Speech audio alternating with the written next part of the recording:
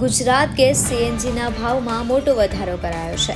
સીએનજીના ભાવમાં ₹1.5નો વધારો કરાયો છે. 6 મહિનામાં ચોથી વખત ભાવ વધારો કરાયો છે. હવે ગુજરાત સીએનજી ગેસનો નવો ભાવ ₹79.26 પ્રતિ કિલો છે. હજીરાની AMNS કંપનીમાં આગ લાગતા 4 લોકોના મોત નીપજ્યા છે.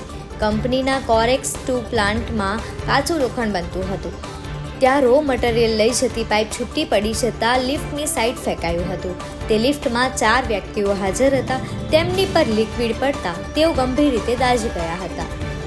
LT આર્ટ્સ કોલેજમાં આજથી શરૂ થશે સપ્તક વાર્ષિક સંગીત સમારોહ. 1થી 13 જાન્યુઆરી સુધી ચાલનારા આ સમારોહમાં કુલ 43 બેઠકમાં 150 કરતાં વધુ કલાકારો પ્રસ્તુતિ કરશે. રોજ રાતે 3 બેઠકનું આયોજન કરાશે. આ સંગીત ઉત્સવ ઝાકિર હુસેન અને મંજુબેન મહેતાને સમર્પિત કરાયો છે. રિક્ષામાં આજથી મીટર ફરજિયાત. મીટર વગરની રિક્ષા ચાલકો સામે આજથી કાર્યવાહી કરવામાં આવશે. રિક્ષા ચાલકોમાં મીટરની માથાકૂટ થતાં રિક્ષા ચાલકોમાં બેવડો મત માંગવામાં આવ્યો છે. સારંગપુર બ્રિજ બંધ થતાં BRTSના 4 રૂટમાં બદલાવ થયો છે.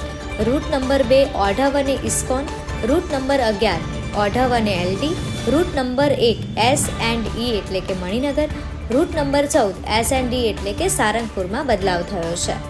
નવા વર્ષના પ્રથમ દિવસે ધરાધ્રુજી છે.